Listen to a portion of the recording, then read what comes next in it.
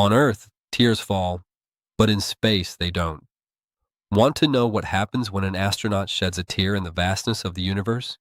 Today we're diving into the fascinating phenomenon of crying in space and what happens to our tears when we leave the gravitational cradle of Earth.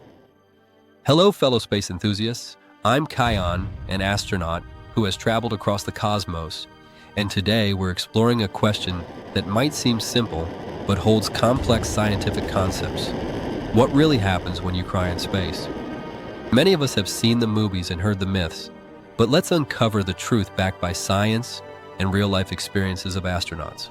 When you cry on Earth, gravity takes over, and your tears stream down your face. But in microgravity, things are quite different. In space, when you cry, your tears don't fall. Instead, they form small spheres of liquid due to surface tension. These spherical droplets of water float around your eyes, creating a somewhat surreal experience. For kids, imagine animated friendly bubbles gliding around in a zero-gravity environment, playfully avoiding anything in their path. It's not just a neat visual, it perfectly illustrates scientific principles like surface tension. For adults, let's discuss the surface tension in detail.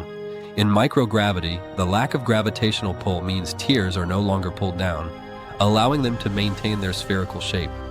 This can lead to emotional moments when astronauts may find themselves overwhelmed, as the tears can't just flow away, causing them to cling and hover around.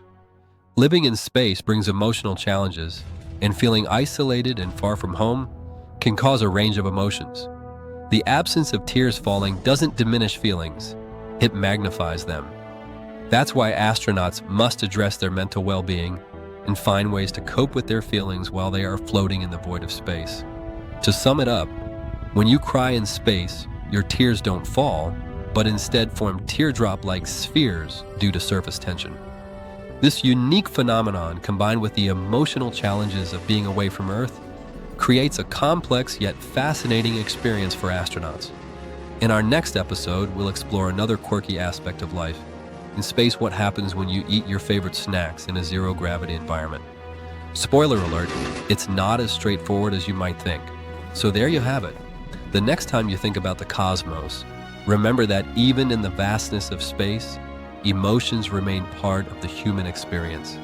Stay curious, and don't forget to tune in next time for more exciting stories from my adventures as an astronaut.